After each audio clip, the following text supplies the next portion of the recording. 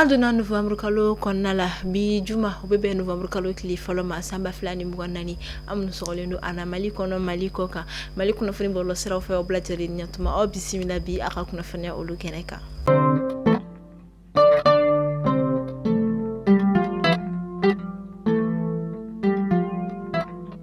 Kunnafoniya daminɛla an ka jamana furancɛ fanga ɲɛma Général d'armée Assimi Goïta ka sanga ni journée nationale des pupilles ni o kɔni ye an ka finitigilaka minnu kɔnto la kɛlɛdaga la faso kumabɔli ko la olu kɔni denw tɔgɔ la don min yɛrɛ kɔni kama a yirala ka fɔ fɛn min ye kɛnɛ yɛrɛ kɔni kan an ka jamana kɔnɔna la tenitigi minnu kɔni sara k'u denw kɔni to o bɛ taa fɔ denmisɛnnin na ka maa 1719 bɔɲanko o la o kama an ka jamana furancɛ fanga ɲɛma fɛn min ye Général d'armée Assimi Goïta kunungo ale kɔni ye lajɛ dɔ kɔni kɛ Kuluba palais kɔnɔna la min yɛrɛ kɔni kɛra ɲɛnajɛba ye ka ɲɛsin k'a dɔn k'a fɔ nin denmisɛnnin masina ninnu kɔni ma min yɛrɛ kɔni kɛnɛ kan fɛn min k'a dɔn k'a fɔ an ka jamana minisiri ɲɛma kun bɛ Dr Choguel Kokala Maïga fo ka taa se an ka gouvernement maaba caman kɔni ma o kɔfɛ office national des pupilles en République du Mali ni o ye ONAPIMA yɛrɛ kɔni ye ale directrice madame Kone Sisi Odile Dako ale fana tun bɛ yen nɔ ka sanga ni nin don kofɔlen kɔni an ka jamana ɲɛma a kɔni ye dɛmɛ caman ta ka don i k'a dɔn k'a fɔ nin denmisɛnnin naka ninnu kɔni ma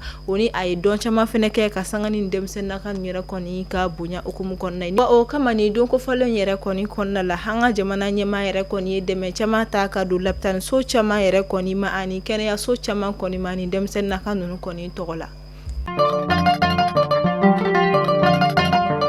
Hali bi an to an ka jamana ɲɛmaa ka kunnafoniya olu kɔnɔna la fɛn min ye mois de solidarité ni o ye octobre kalo ye kalo min talen don ka ɲɛsin bolo di ɲɔgɔn ma ani den kɛrɛfɛ kalili o ma an ka jamana furancɛ fanga ɲɛmaa Général d'armée Assimi Goïta ale kɔni dɛmɛ caman ta ka ɲɛsin lapitaniso olu kɔni ma fo ka taa se lakɔliso ma min bɛ tali kɛ fɛn min ye furakɛli minɛnw kɔnɔna ani k'a dɔn k'a fɔ ordinateur ka taa se kalankɛ minɛnw olu caman kɔni ma a donna okumu min kɔnɔ o de ye kɔni ye journée nationale des pupilles kɔni ni o ye an ka jamana finitigilaka minnu tora kɛlɛdaga la olu denw yɛrɛ kɔni tɔgɔ la don o kɔnɔna a bɛ tali kɛ k'a dɔn k'a fɔ Banko Faba kɔnɔna la CSREF caman kɔni bɛ ni o kɔni ye centre de santé de référence olu kɔni ye minnu bɛ Bamako fo ka taa se Kɔlɔncɛba Ɲoro Kati Fana ani ka taa se hôpital Gabriel Touré kɔni ma ni o bɛ Bamako Faba kɔnɔna ani hôpital Mohamed VI ani k'a dɔn k'a fɔ hôpital de dermatologie ni min bɛ Bamako ani Sikaso ka olu kɔni fɛ yen nɔ a kɔni ye minɛn caman ta ka di k'a dɔn k'a fɔ ni lapitaniso kofɔlen ma min bɛ tali kɛ appareil d'échographie olu kɔni na ani k'a dɔn k'a fɔ boustouri électrique fo ka taa se accessoire caman wɛrɛ olu kɔni ma o okumu kelen kɔnɔna la a ye ordinateur ani kalankɛminɛn caman kɔni ta ka di k'a dɔn k'a fɔ jɛkulu min bɛ ni a bɛ f'o ma ko amicale des anciens militants et sympathisants de l'Union nationale des étudiants et élèves du Mali ni o ye AMSA UNEM ale kɔni ye o de man bɛ tali kɛ kalankɛminɛn ani ordinateur olu kɔni na. Walasa ka se ka an ka jamana marabagaw kɔni dɛmɛ k'a dɔn k'a fɔ baloko dekun minnu kɔni bɛ se ka don an ka jamana kɔnɔna la fɛn min k'a dɔn k'a fɔ Espagne jamana ale kɔni ye dɛmɛ ta ka ɲɛsin an ka jamana kɔni ma wari min kasabi bɛ taa i jɔ fɔ euro wari miliyɔn 3 bɔɲanko la n'i y'o yɛlɛma CFA wari la a bɛ t'i jɔ fɔ miliyari 1 ani k'a dɔn k'a fɔ a kunkanfɛn caman de kɔni na ka di an ka jamana kɔni ma kɛrɛnkɛrɛnnenya ka don programme alimentaire mondial kɔnɔna ni o ye PAM kɔni ye walasa an ka jamana kɔni bɛ se k'a yɛrɛ dɛmɛ k'a dɔn k'a fɔ baloko ta fanfɛ la ka se ka baloko dɛsɛ ani baloko gɛlɛya kɔni kɛlɛ cogoya min na. Bamakɔ Faba kɔnɔna la ni wagati in na ka sanga ni an ka jamana ɲɛmaw kɛlen kɔfɛ ka kunnafoniya kɔni bila ko bagan sugu minnu kɔni bɛ an ka jamana kɔnɔna la bagan sugu 7 olu wulili koɲɛ olu kɔni ma jateminɛw kɔni ye a yira k'a fɔ ko a sugu caman kɔni wulila ka ban min yɛrɛ kɔni sera a yɔrɔ la i b'a ye k'a fɔ fosi yɛrɛ kɔni tɛ yen nɔ tuguni n'i ye a lajɛ maaw kɔni b'a fɔ misi dɔɔni fana bɛ na nka fɛn min bɛ kɛ jamanadenw ni nakani kama o kɔni ni kali ka kan. An ka jamana marabolo sabanan Segu région ni ale kɔni minnu bɛ ni a bɛ fɔ o ma ko Marakanibugu o ka dɔn k'a fɔ Marakanibugu dugu caman kɔni bɛ an bɛ wagati min na ko minnu kɔni bɛ dekun kɔnɔna la ni o bɛ tali kɛ Samako la Jibugu Banakɔrɔ ni Nɛnɛbugu fo ka taa se Bawole ani Jakoro Jofina Numubugu Tenu ale ni Dɔgɔbugu kɔni ma ni wagati na kɔnɔ cɛnikɛlaw de kɔni jigilen don u ka foro kɔnɔna la min bɛ k'u ka sɛnɛfɛnw bɛɛ lajɛlen kɔni tiɲɛ foro kɔnɔ ka sɔrɔ u ma se karili ye fɔlɔ min yɛrɛ kɔni na a yirala k'a fɔ ko san tɛmɛnen na u ye nin dekun kelen lase u ma u ma se ka tɔgɔya foyi kɔni sɔrɔ u ka samiya la ka d'a kan u ma se samiya ma ja u la fɛn ma sɔrɔ sɛnɛw kɔni kɛlen kɔfɛ o kama ɲina u b'u dama kasi marabolo ɲɛmɔgɔ la fo ka taa se an ka jamana ɲɛmɔgɔ ka se ka u dɛmɛ ka se ka fɛɛrɛ kɔni sɔrɔ ni kɔnɔ cɛnikɛla ninnu kɔnɔna n'o tɛ a bɛna samiya tiɲɛ u bolo min yɛrɛ bɛ se ka kɛ sababu ye ka baloko gɛlɛya nati dugu kɔnɔ marabolo kɔnɔ fo jamana bɛ se ka i ta sɔrɔ min kɔni na.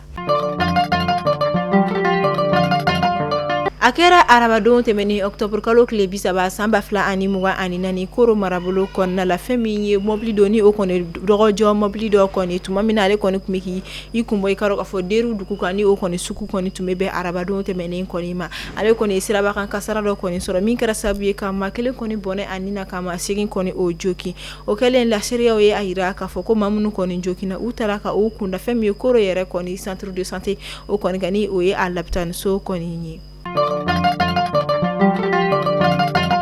An bɛ taa Gawo région kɔnɔna la fɛn min ye Croix Rouge malienne ale ni USAID ka bolo di ɲɔgɔn ma kɔnɔna la araba tɛmɛnen octobre kalo tile 30 u kɔni ye k'a dɔn k'a fɔ kiti dɔw kɔni tila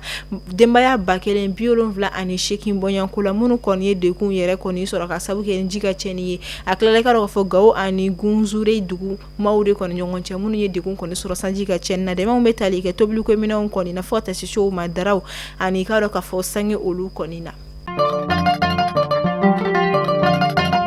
An bɛ taa Yanfoyila marabolo kɔnɔna la a yirala k'a fɔ ka sangani tarata don tɛmɛnen octobre kalo tile 29 ka sangani nɛgɛ kanɲɛ 13 wagatiw kɔni ye fɛn min ye Guwana commune kɔnɔna ni ale bɛ kilomɛtiri 25 ɲɔni ka don Yanfoyila dugu kɔnɔna la sanubɔyɔrɔ min kɔni bɛ yen nɔ ko musomani sifinnaka dɔ ni ale yɛrɛ kɔni nationalité nigériane kɔni ni a bɛ bɔ Nigeria ka don ni a si bɛ san 20 bɔɲanko kɔni na a yira ale su kɔni yɛrɛ ka dɔn k'a fɔ nin sanubɔyɔrɔ in kɔni na sangani comité de gestion des sites miniers a yɛrɛ kɔni chef ka ɲɛfɔli ni o ye a ɲɛma ka ɲɛfɔli a ye a yira k'a fɔ ko ni musolaka in kɔni a kunkolo de kɔni bɛ ka joli bɔ min bɛ se k'a yira k'a fɔ a kunkolo farala fɛn walima fɛn kɔni farala a kunna a yirala k'a fɔ ale kɔni su de yera a bɔnɛna a nin na o kama fɛn min ye commissariat maaw kɔni wuli ka jɔw daminɛ walasa ka se ka yelen da nin ko kan min mana kɛ a sababu ye ka se k'o dɔn.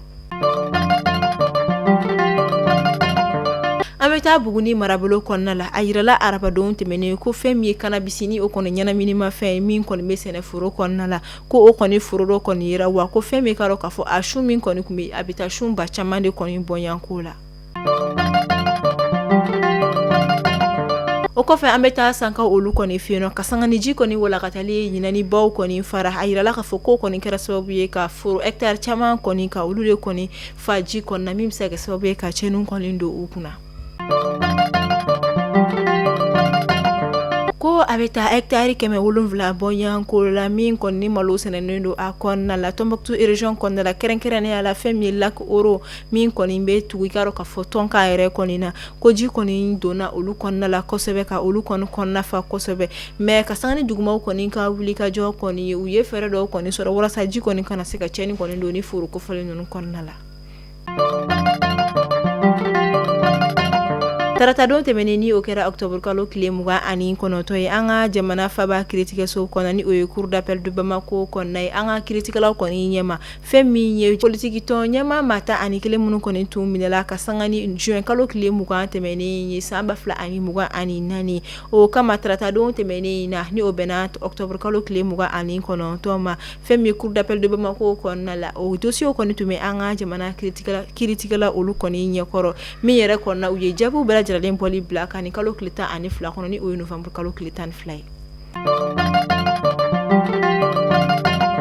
An bɛ taa Kidali région kɔnɔna la kalawuli tɔ kɔni ma ca tuguni a tɔ tora panko kelen ani ɲɛwawa nka ko n'i ye a jateminɛ Kidali région kɔnɔna la hali n'a fɔra ko kalan kɔni ka wuli a don ko fɔla ni o kɔni novembre kalo tile 4 nata ni o bɛ bɛn tɛnɛndon kɔni ma ko lakɔliso ninnu caman kɔni lakɔlimɛtiriw kɔni tɛ yen kalan bɛna wuli k'a sɔrɔ lakɔlimɛtiri ko gɛlɛya kɔni bɛ u la wa ko o bɛ u dama kasi kɛ fɛn min ka dɔn k'a fɔ marabolo ɲɛmaaw ye ani jamana ɲɛmaaw ye ka se ka fɛɛrɛ kɔni sɔrɔ lakɔlimɛtiri minnu kan ka taa cours kɔni di ka dɔn k'a fɔ Kidali région kɔnɔna la u kana walima n'a sɔrɔ maa wɛrɛw de bɛ bila u nɔ la n'o tɛ ni kalan wuli kɔni kɛra ni mɛtiri kɔni tɛ kalan wuli kɔni ma bɔ fɔlɔ.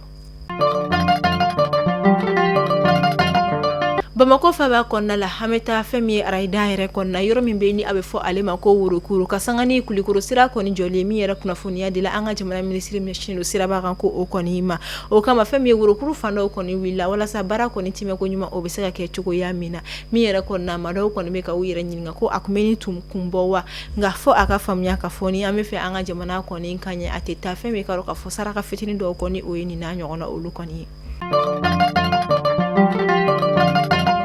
daminɛ novembre kalo tile 7 la ka taa bila novembre kalo tile 9 natala san 2024 fɛn min stade Juventus Merci de Yirimajɔ kɔnɔna ye i ka dɔn k'a fɔ festival du nord o kɔni ta ko fɔlɔ kɔni baro bɛna n'olu ni o kɔni festival min okumu kɔnɔna la an ka jamana kɔrɔnfɛlaw kɔni fɛn caman min yɛrɛ sɔrɔ a kɔnɔna la ni o bɛ tali kɛ exposition na concert live fo ka taa se conférence ma échange restauration ani fɛn caman wɛrɛ olu kɔnɔna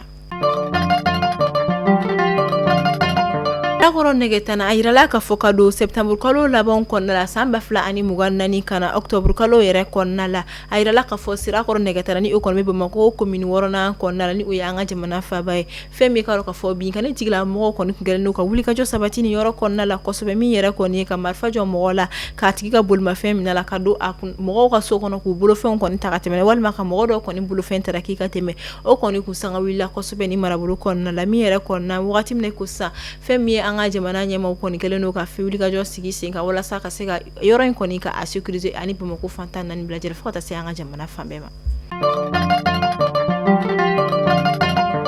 Orange Mali, Malitel, fo ka taa se Telecel ma ale ni Fintech Wave olu kɔni jɛra ka u bolo di ɲɔgɔn ma ka gafe dɔ kɔni bolo nɔbila ni o kɔni ka contrat de prestation dɔ kɔni signé u ni ɲɔgɔn cɛ min bɛna kɛ sababu ye ka mobile money ko kɔni sigi sen kan ni min na kɔni bɛɛ lajɛlen kɔni bɛ se ka baara kɛ ni ale walasa bɛɛ lajɛlen kɔni bɛ se ka lafiya k'a ma sɔrɔ a ma fɔ ko Malitel don a ma fɔ ko Orange don a ma fɔ ko Telecel fana kɔni don kuma tɛ ka taa se Wave o yɛrɛ kɔni ma.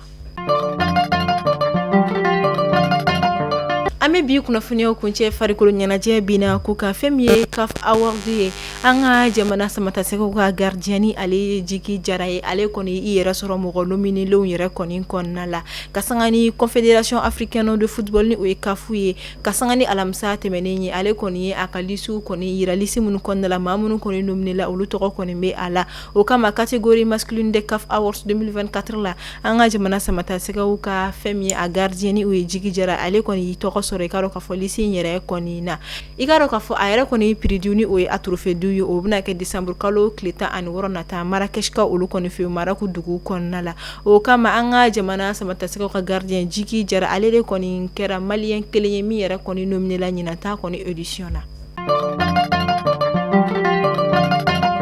An bɛ taa senfili ni bolofili bina kun kan ni o kɔni arts martiaux ye arts martiaux discipline min ni a bɛ fɔ o kɔni ma ko aikido maître ba min yɛrɛ kɔni kɛra mɔgɔ fɔlɔ ka aikido dojo ni o ye a salle d'entraînement k'o dayɛlɛ an ka jamana kɔnɔna la dabama kɔni ka wele sera ale ma dɔgɔkun tɛmɛnen na k'a si to san 85